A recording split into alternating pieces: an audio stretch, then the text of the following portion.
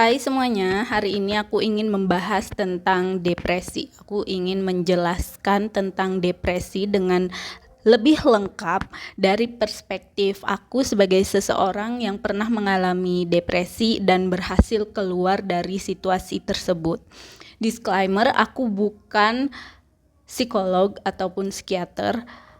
Ini hanya untuk sharing aja dari perspektif aku yang pernah mengalaminya. Mungkin dengan aku sharing seperti ini bisa menjadi insight bagi kamu yang sedang mengalami depresi ataupun bagi healer, bagi psikolog atau bagi psikiater. Oke, jadi menurut aku depresi itu adalah sesuatu yang awalnya sesuatu yang dia itu kumpulan dari berbagai hal yang pernah kita alami yang menjadi sangat-sangat negatif. Jadi depresi itu bukan karena satu momen, tapi karena kumpulan momen-momen baik yang kecil maupun yang besar, trauma kecil maupun trauma besar, dan semua hal yang negatif yang tidak pernah aku proses gitu.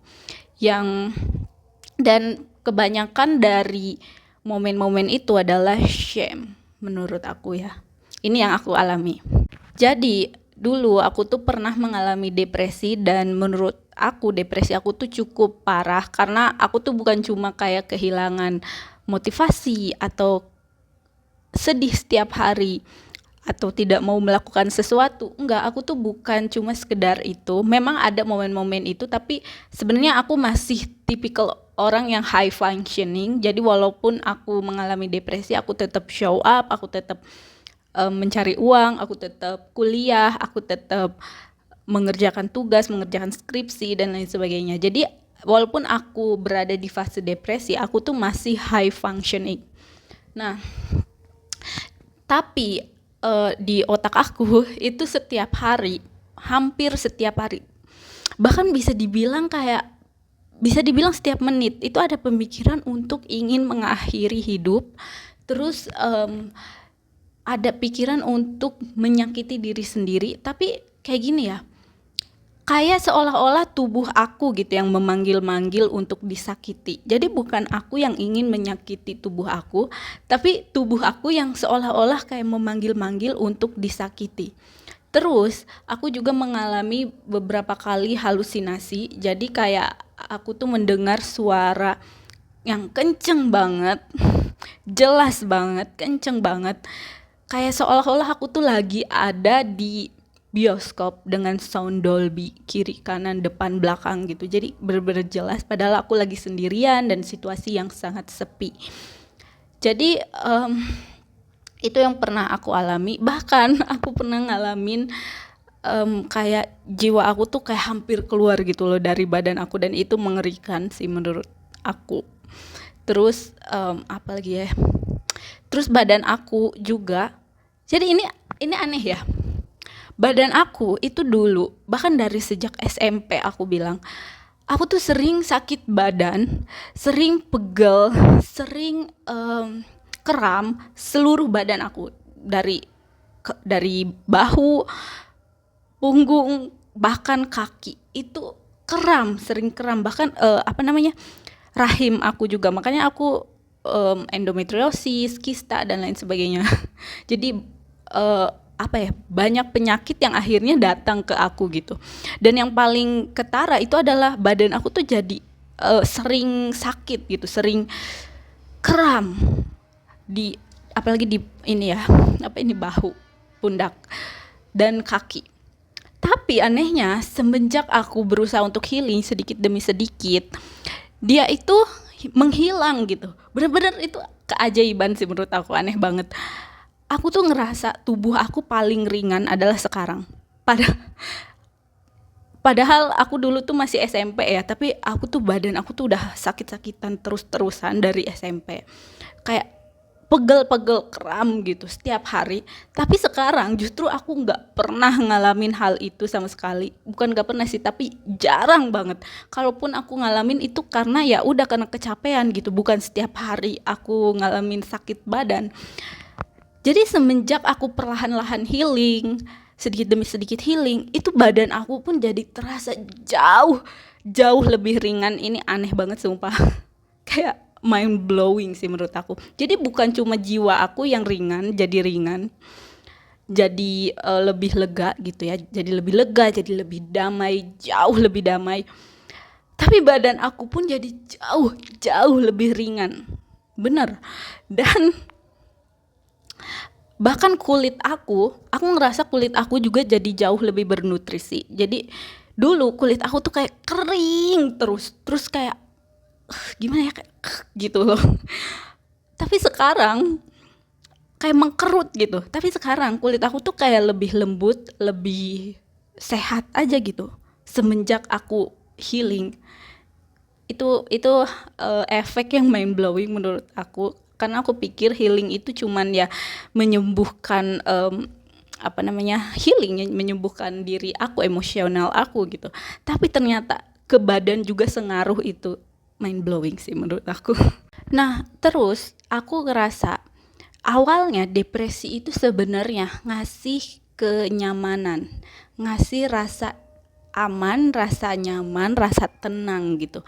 Jadi kayak gini, aku tuh harus menghadapi monster-monster yang besar gitu ya, yang aku tuh nggak tahu gitu bagaimana cara menghadapi monster-monster ini, sehingga aku tuh sembunyi di balik depresi. Dan depresi itu membuat aku jadi lebih bisa mengekspresikan diri, lebih bisa mengekspresikan emosi aku. Jadi aku bisa nangis, aku bisa marah, aku bisa dan lain sebagainya. Dan menurut aku depresi itu apa ya? Jadi yang paling besar dari depresi aku gitu, itu adalah alasannya itu adalah shame, perasaan-perasaan shame dan fear. Nah, si depresi itu ngasih aku kayak semacam bubble kenyamanan gitu loh, untuk sementara waktu. Tapi ketika aku kayak bersembunyi dalam depresi, aku nggak mau menghadapi monster-monster ini. Itu di sisi lain, ketika aku sembunyi dari depresi, di sisi lain kalau aku sembunyi dalam depresi, aku melupakan power aku. Jadi aku tuh melepaskan power aku. Ketika aku sembunyi dalam depresi, itu kayak aku tuh harus melepaskan power aku. Ntar aku gambarkan. Nah, aku ngerasa ini monster, katakanlah ini monster besar, kayak masalah-masalah aku ataupun emosi-emosi aku gitu. Nih, ini monster. Terus depresi itu ngasih kesempatan aku untuk nggak menemui monster ini gitu. Jadi ini tuh tempat aku bersembunyi. Tapi kalau aku bersembunyi di sini itu ada bayarannya. Bayarannya apa? Bayarannya adalah aku harus melepaskan power aku. Aku harus melepaskan power aku. Power ini tuh apa sih? Itu keberanian, courage. Keberanian aku. Terus authentic. Diri aku yang autentik. Terus koneksi aku terhadap Tuhan, dan fondasi dan value aku. Depresi itu isinya menurut aku shame. Kenapa aku bisa depresi itu kebanyakan karena shame dan fear. Dan di dalam depresi ini salah satu sebab aku depresi, aku rasa itu karena cara berpikir aku sendiri, multi thinker mind, yang aku sebut sebagai multi thinker mind atau multi passionate mind. Nanti aku akan jelasin apa itu multi passionate mind atau multi thinker mind. Jadi intinya itu, aku tuh mengalami depresi karena shame, fear, little t trauma, big T trauma, dan berbagai emosi-emosi lainnya. Sebenarnya yang paling sering itu shame dan fear sih. Nah, karena monster-monster ini ya kan, monster-monster ini tuh masalah-masalah aku dan juga emosi aku yang tidak terproses, yaitu shame, fear, yang seperti itu.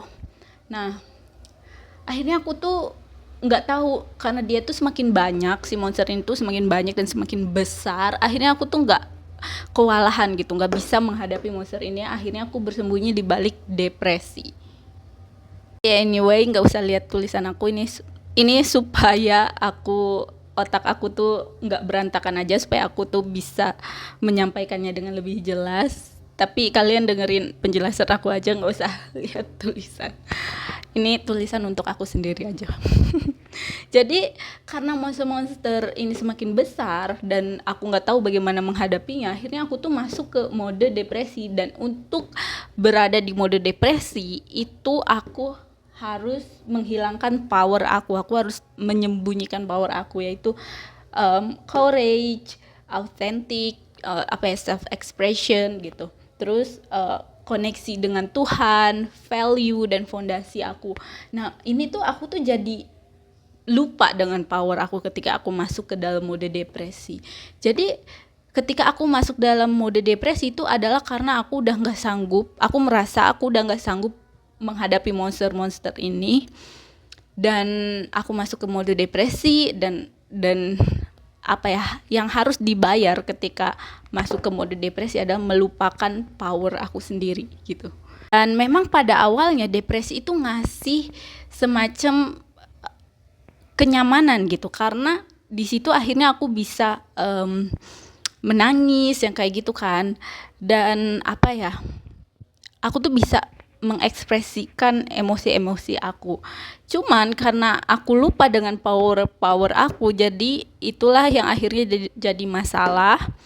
Dan karena sebenarnya ini adalah sesuatu yang nyaman, akhirnya karena aku tidak melirik lagi monster-monster ini, dan monster-monster ini pun akhirnya kayak semacam gini loh, kayak dia tuh semacam menghilang gitu, tapi padahal tidak menghilang sama sekali. Jadi aku tuh semakin lemah karena aku lupa dengan power aku, dan monster ini tuh semakin besar gitu, dan aku nggak tahu lagi menghadapinya, dan aku semakin ketergantungan dalam mode depresi ini. Dan akhirnya lama-kelamaan depresi itu jadi baseline aku gitu. Yang awalnya depresi itu sesuatu yang kayak untuk menenangkan diri aku ketika aku misalkan kecapean, burnout, atau aku nggak tahu bagaimana menghadapi masalah gitu kan. Akhirnya itu jadi malah baseline aku. Akhirnya jadi zona nyaman aku gitu. Jadi zona aman dan nyaman aku tanpa aku sadari. Aku jadi lupa ketika aku mengalami depresi. Itu aku jadi lupa bagaimana rasanya healthy gitu, mentally healthy gitu. Aku jadi lupa bagaimana rasanya emotionally and mentally healthy, karena baseline aku sekarang adalah udah depresi. Depresi adalah sesuatu yang udah menjadi normal bagi aku, itu new normal gitu bagi aku. Dan disitulah bahayanya gitu, karena semakin lama, karena kan kita ini manusia itu butuh power ini kan, butuh keberanian, butuh self expression, butuh koneksi dengan Tuhan, fondasi, value. Akhirnya aku lupa dengan hal ini, dengan power aku ini, dan itu jadi membuat hidup aku semakin sulit lagi, dan aku semakin jatuh lagi dalam depresi, semakin dalam. Dan akhirnya aku ngerasa kayak itu udah berat banget, bahkan kayak akhirnya aku kesulitan untuk menghadapi kehidupan nyata gitu. Selama itu aku juga hidup dalam survival persona. Jadi aku tuh nggak pernah mengekspresikan diri aku yang authentic, self expression. Jadi aku selalu mengekspresikan survival persona. Aku hidup dalam survival persona. Aku people pleaser, hal-hal semacam itu karena shame dan fear ini ya kan, aku jadi people pleaser, terus tidak mendengarkan kebutuhan diri sendiri, tidak mendengarkan keinginan diri sendiri, dan itu menurut aku adalah survival persona. Dan kenapa aku bisa tahu kalau depresi itu akhirnya jadi baseline aku, jadi kayak zona nyaman aku, karena ketika aku healing sedikit demi sedikit, dan ketika aku berusaha untuk tumbuh, berusaha untuk level up, untuk menjadi manusia yang lebih healthy gitu kan, itu malah ada kepikiran di otak aku tiba-tiba, karena bertumbuh itu kan gak nyaman ya kan. Untuk bertumbuh itu kita akan menghadapi situasi-situasi yang gak nyaman, dan ketika mengalami situasi gak nyaman itu, aku malah berpikir, ini aneh banget, tapi aku malah berpikir lebih nyaman ketika aku depresi gitu, karena aku tuh jadi ingin depresi aja daripada menghadapi ketidaknyamanan tumbuh. Kayak gitu, aku punya pemikiran kayak gitu. Dan dari situ aku, ternyata aku tuh udah merasa bahwa depresi adalah zona aman aku dan zona nyaman aku. Zona aman aku bukan lagi healthy gitu, bukan lagi healthy, tapi depresi.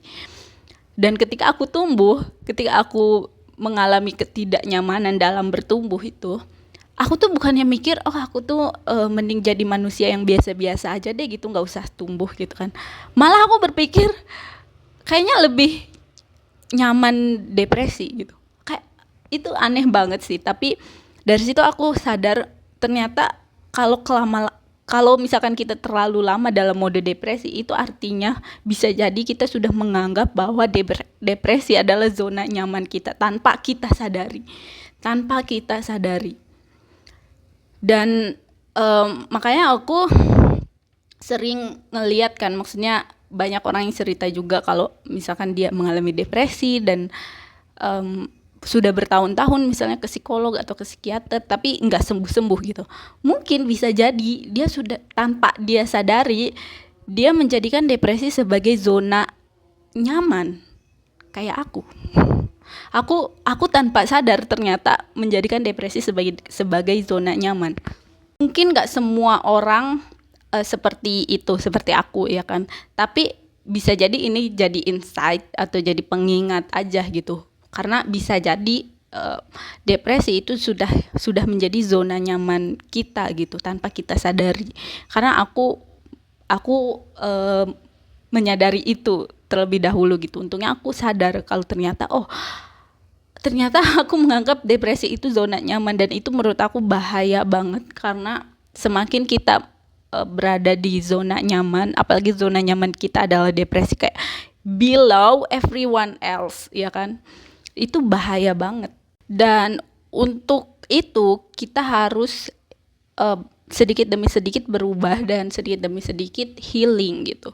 Dan ini yang aku rasakan ya, ketika aku berusaha untuk healing, yang paling aku lakukan, yang paling kayak ada pengaruhnya gitu keluar dari depresi, itu adalah ketika aku berhasil mencoba untuk punya koneksi lagi dengan Tuhan gitu.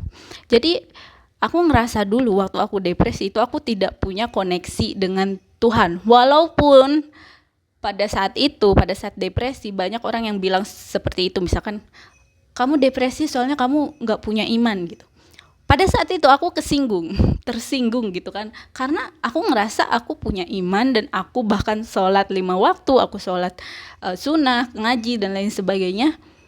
Tapi sekarang ketika aku udah lebih baik gitu kan, udah keluar dari fase itu, aku sekarang ngerti ternyata emang aku nggak deket dengan Tuhan gitu, jadi nggak ada koneksi dengan Tuhan.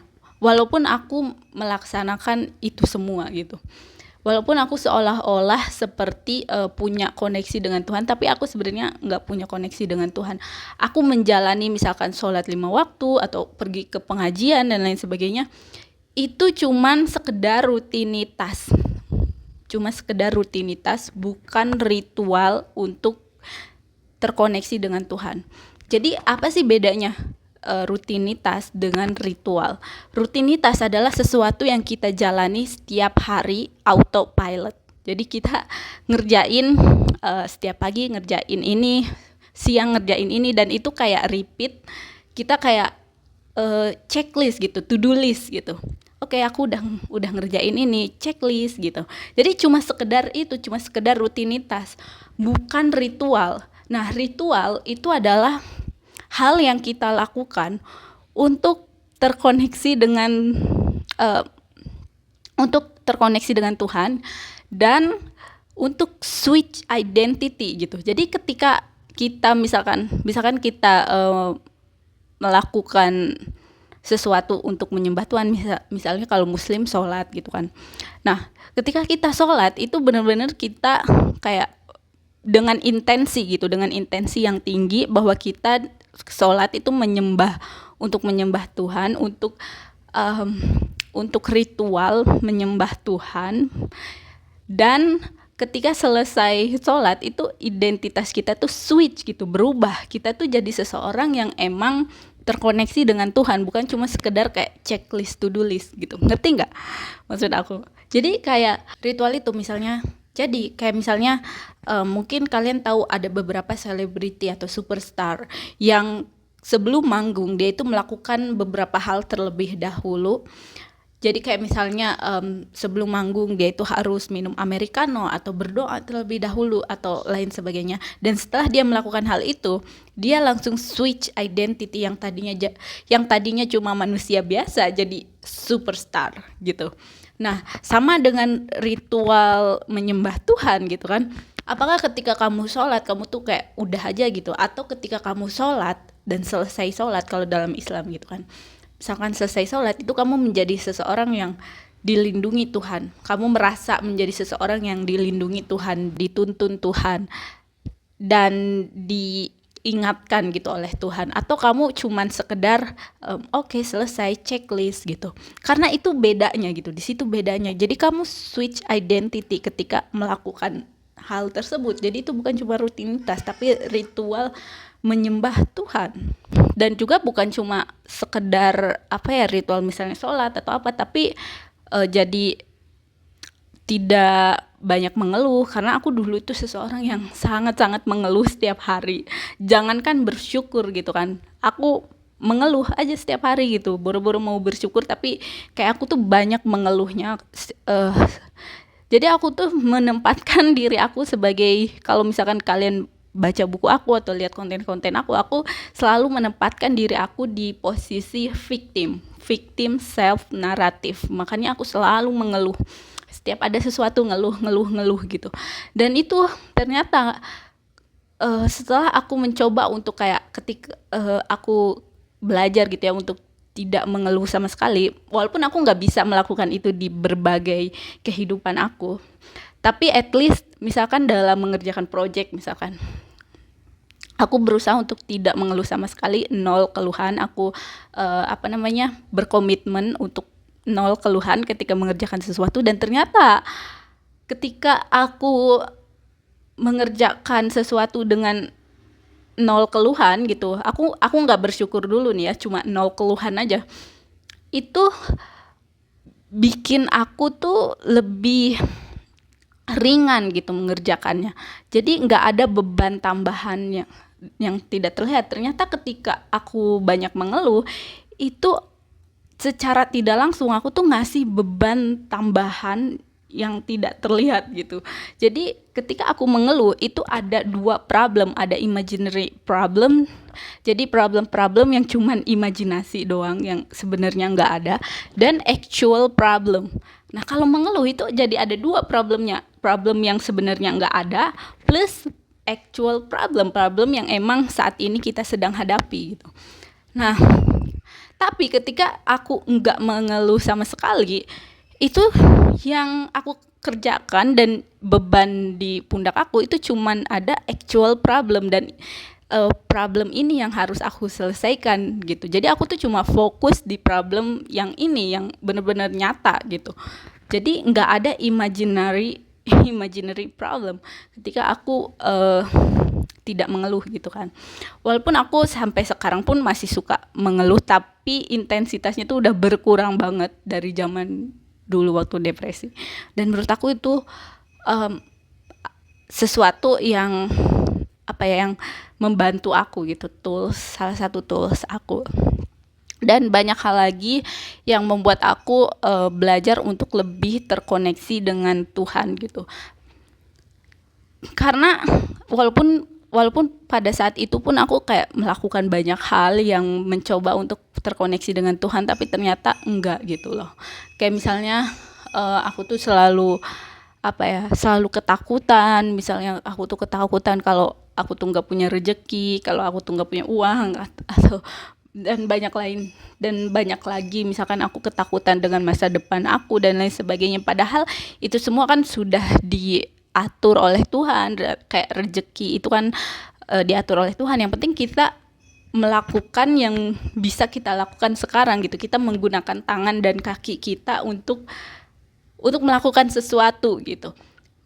Masa depan ya itu kita bisa meminta ke Tuhan atau surrender ke Tuhan gitu kan.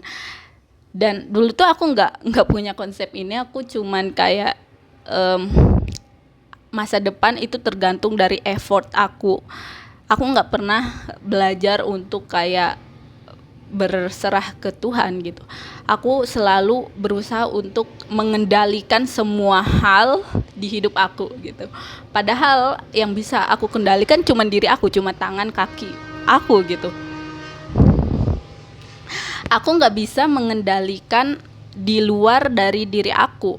Aku nggak bisa mengendalikan hasil gitu kan. Itu hasil itu ya itu bukan kendali aku. Yang penting aku sudah berusaha semaksimal yang aku bisa, ya kan. Jadi karena itu juga menurut aku salah satu penyebab dari depresi itu semakin parah gitu. Terus yang kedua, ya kan, karena aku juga selalu menggunakan yang tadi aku bilang survival persona. Jadi aku nggak pernah owning authenticnya aku nggak pernah mengerjakan self expression gitu, nggak pernah mengekspresikan diri aku yang authentic. Aku selalu performing survival persona, dan itu ternyata lama kelamaan itu bikin kayak diri kita itu ada berbagai macam versi, ya kan. Nah, kalau misalkan kita selalu performing satu versi yang lainnya itu kayak semacam ngamuk gitu loh. Itu sih yang aku rasain, apalagi mungkin itu sebagai perempuan gitu kan. Kita sebagai perempuan, kita itu kan ada diri kita yang soft, ada diri kita yang a little bit savage. Dan kalau misalkan kita cuman performing satu sisi kita aja, itu aku ngerasa sisi aku yang lainnya itu kayak terbelenggu gitu loh. Jadinya malah makin parah dia ingin diekspresikannya itu gitu. Tapi kalau misalkan kita mengizinkan diri kita yang lainnya itu terekspresi dengan dosis yang memang nggak berlebihan gitu, akhirnya dia pun tidak meronta-ronta untuk diekspresikan gitu. Dan kalau kita menekan diri kita yang lainnya itu kayak, maksudnya versi-versi diri kita yang lainnya itu kayak dia tuh jadi meronta-ronta gitu, dan akhirnya tuh dosisnya tuh berlebihan, dan akhirnya kita mengekspresikan itu secara berlebihan juga. Terus fondasi. Jadi ini power yang aku hilangkan, ya kan.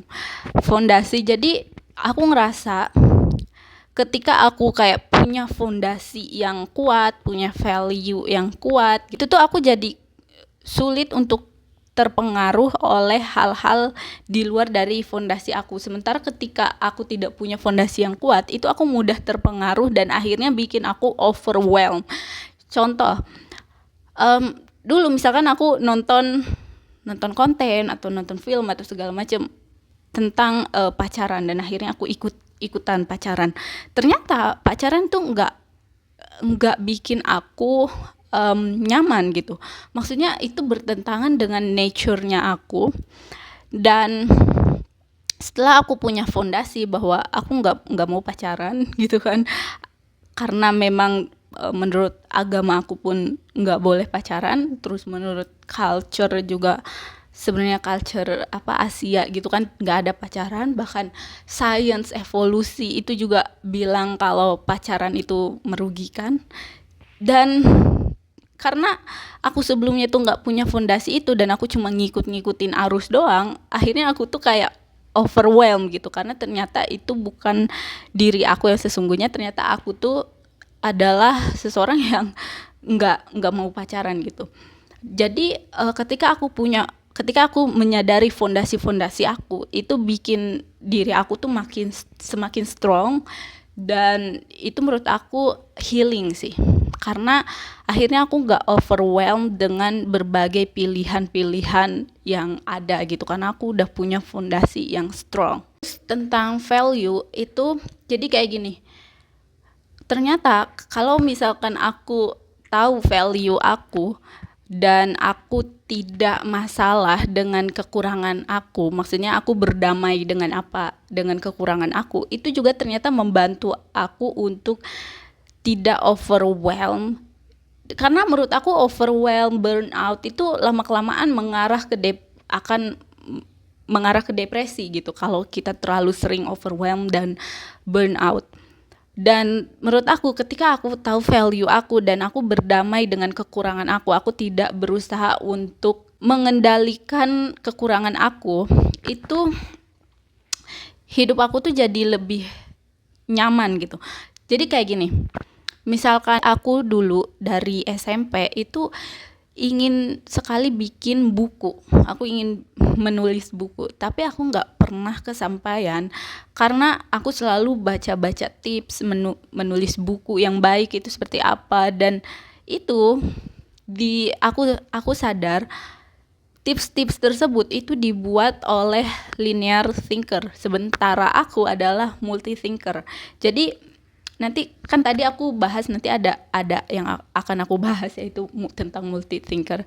Nah, karena misalkan tips-tips ini dibuat oleh linear thinker, jadi kayak misalkan nulisnya itu harus punya planning yang jelas, alurnya harus jelas misalkan, atau harus detail dan lain sebagainya. Dan itu aku berusaha untuk melakukan itu, dan ternyata itu bikin aku semakin burnout, dan akhirnya aku nggak pernah menyelesaikan buku aku karena itu secara mental itu bikin aku semakin kecapean gitu, karena aku bukan tipikal orang yang detail oriented. Tapi di sisi lain aku punya multi thinker gitu kan, jadi aku tuh bisa menghasilkan ide yang banyak. Dan bahkan ketika aku tidak menyalurkan ide-ide itu bikin aku tuh semakin overwhelmed. Nah, akhirnya aku menemukan mindset bahwa aku tuh author.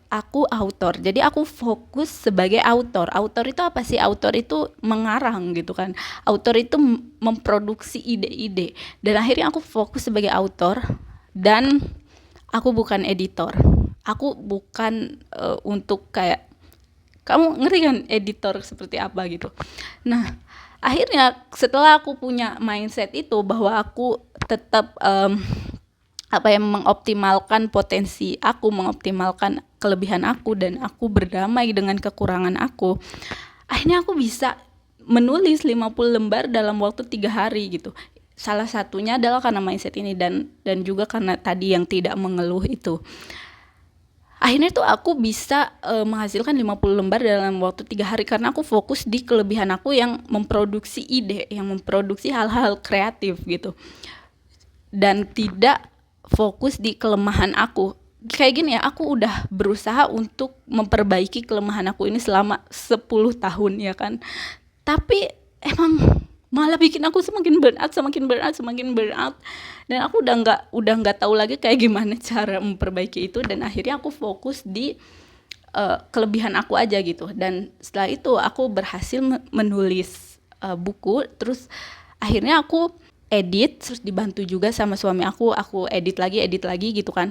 Lalu setelah itu aku kirim ke publisher, dan aku bayar lebih untuk hire editor.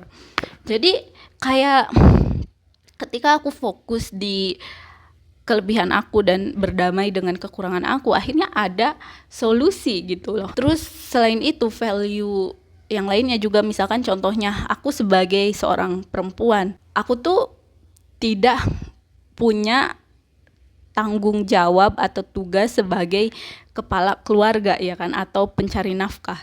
Jadi aku fokus aja di di kelebihan aku, yaitu aku misalkan mengurus anak gitu kan. Ya udah, aku fokus di mengurus anak dan aku nggak ikut campur dengan urusan atau tanggung jawab suami aku sebagai kepala keluarga. Aku nggak mau ikut campur, aku nggak mau mengendalikan hal tersebut gitu. Dan karena aku bisa memisahkan value aku itu, bahwa aku adalah, kayak misalnya tadi, aku adalah autor, aku bukan editor, atau aku adalah ibu, aku istri, aku bukan kepala keluarga gitu. Jadi aku nggak usah ikut campur urusan kepala keluarga. Dan itu bikin aku nggak burn out gitu, karena aku menjalani hidup sesuai dengan nature-nya aku gitu. Dan bukan berarti aku tuh tidak bertumbuh gitu, tapi kayak aku berdamai dengan apa yang nggak bisa aku lakukan gitu, dan mengoptimalkan apa yang sudah jadi kelebihan aku gitu. Terus selain itu, aku juga beberapa kali memproses emosi aku. Misalkan jadi aku tuh sekarang nggak lari dari emosi-emosi negatif ini. Dulu aku tuh selalu lari dari emosi-emosi negatif ini atau dari momen-momen negatif. Jadi misalkan ketika aku keinget momen-momen negatif atau ada perasaan negatif, aku tuh kayak lari, aku tuh nggak mau menghadapi itu gitu. Jadi aku tuh lari, aku sembunyi. Tapi semakin aku lari, semakin emosi ini tuh datang lagi, atau momen ini tuh datang lagi, semakin sering dia datang. Dan akhirnya aku belajar untuk memproses itu semua. Aku berani untuk memproses itu, dan akhirnya misalkan kalau itu momen yang berat, akhirnya aku menangis kayak berjam-jam. Atau kalau itu momen yang memalukan, akhirnya aku berdamai dengan itu. Aku memaafkan diri aku karena sudah melakukan hal-hal yang memalukan misalnya, atau aku juga memaafkan orang lain yang sudah memperlakukan aku dengan memalukan gitu kan. Jadi aku tuh memproses emosi-emosi dan momen-momen negatif itu, dan akhirnya dia hilang dari tubuh aku, hilang dari ingatan aku. Bukan hilang sih, tapi aku tetap ingat momennya, tapi nggak ada hal yang negatif lagi. Itu cuma momen biasa aja gitu. Aku tuh nggak berusaha lari dari itu gitu, dan terproses gitu emosi-emosi itu tuh. Jadinya nggak ada beban lagi di tubuh aku gitu. Dan mungkin karena itu akhirnya tubuh aku tuh jadi lebih ringan gitu. Dan itu semua yang aku lakukan untuk healing. Terus aku juga terus untuk bertumbuh. Jadi aku notice semakin aku bertumbuh, semakin aku kayak owning my power. Aku boleh untuk bertumbuh, aku boleh untuk melakukan hal-hal yang ingin aku lakukan. Jadi ketika aku mengambil keberanian aku berani untuk tumbuh, aku berani untuk melakukan hal-hal yang harus aku lakukan. Itu healing dengan sendirinya gitu. Karena kayak misalkan kayak gini ya, aku tuh takut banget bikin konten. Bahkan ketika pertama kali aku bikin konten, itu kepala aku tuh sakit, badan aku tuh sakit, semuanya sakit. Tapi aku tetap show up every day. Dan akhirnya dia tuh hilang gitu sih, ketakutan aku terhadap konten tuh hilang, ketakutan aku untuk dilihat banyak orang tuh hilang gitu, dan ketakutan aku untuk mengekspresikan diri aku itu juga hilang. Akhirnya aku tuh healing gitu. Jadi semakin aku bertumbuh, semakin aku melakukan hal-hal yang di luar dari zona nyaman aku atau zona aman aku, itu akan healing dengan sendirinya gitu loh. Ya, aku tadi kan membahas tentang multi thinker. Jadi ada dua tipe cara berpikir. Ada linear thinker dan ada multi thinker. Jadi linear thinker itu ya misalkan kalau misalkan kamu belajar nih dari misalkan dari pengertian ke sini gitu. Jadi terarah gitu step by step. Dan mereka memang orang yang linear thinker itu cenderung konsisten, fokus, sabar gitu, tidak impulsif. Sementara orang yang multi thinker itu memang agak messy gitu. Mereka tuh sebenarnya ketika belajar itu mereka kayak misalkan mereka belajar matematika itu out of nowhere bisa mereka sambungkan ke hal-hal lain yang kayak enggak berhubungan, tapi mereka mampu melihat patternnya gitu. Kayak misalnya belajar matematika terus tiba-tiba rumus matematika disambungkan dengan filosofi gitu. Jadi kayak gitu. Jadi kayak multi thinker. Dan kalau misalkan si kemampuan multithinker ini tidak tersalurkan dengan baik, itu justru backfire gitu. Akhirnya tuh dia malah energi ini tuh apa ya?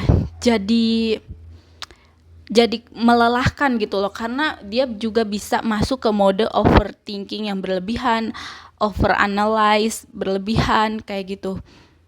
Dan itu benar-benar melelahkan sih. Jadi ketika kamu overthinking, misalkan orang yang linear thinker itu bisa overthinking juga, tapi ya udah overthinking biasa gitu. Sementara multi thinker itu ketika overthinking in multi dimension. Jadi dia overthinking dari berbagai perspektif gitu. Dan itu sangat-sangat melelahkan. Dan kalau dalam psikologi, multi thinker itu bisa dibilang sebagai neurodivergent. Itu typical multi thinker yang aku maksud. Jadi dia bukan neurotypical. Dan 90% populasi adalah neurotypical. 10% populasi itu multi thinker. Dan multi thinker itu biasanya memang lebih sensitif karena mereka itu masih menggunakan otak primal lebih sering dibandingkan otak ini yang terbarunya.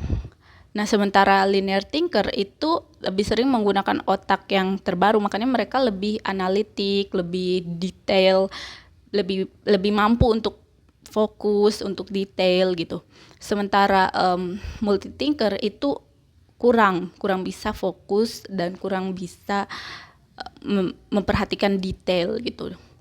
Tapi sebenarnya mereka tuh bisa fokus yang berlebihan, malah hyper fokus, karena mereka menggunakan primal ini kan, otak primal. Dan otak primal itu tempat subconscious mind, dan itu makanya kamu tuh sering berada di mode hipnosis gitu, kayak seperti hipnosis natural. Jadi ketika kamu misalkan ada sesuatu yang menarik perhatian kamu tuh bisa fokus, kayak hyper fokus di hal tersebut, bahkan sebenarnya seperti seolah-olah masuk ke dalam mode hipnosis gitu. Makanya kan ketika misalkan kamu ngerjain sesuatu dan ini menarik untuk kamu, kalau kamu tipikal multi thinker, orang-orang manggil kamu tuh pun kamu nggak denger gitu, karena saking fokusnya, karena kamu tuh lagi ada di mode yang sebenarnya natural hipnosis.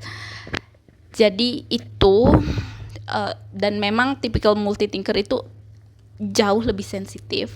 Dan kalau misalkan kamu nggak bisa mengendalikan diri kamu nggak bisa mengendalikan emosi kamu, tipikal multi thinker itu bisa terlihat rude, bisa sangat-sangat rude bagi linear thinker. Jadi kalian tuh sangat-sangat rude, bisa terlihat sangat rude, padahal kalian tidak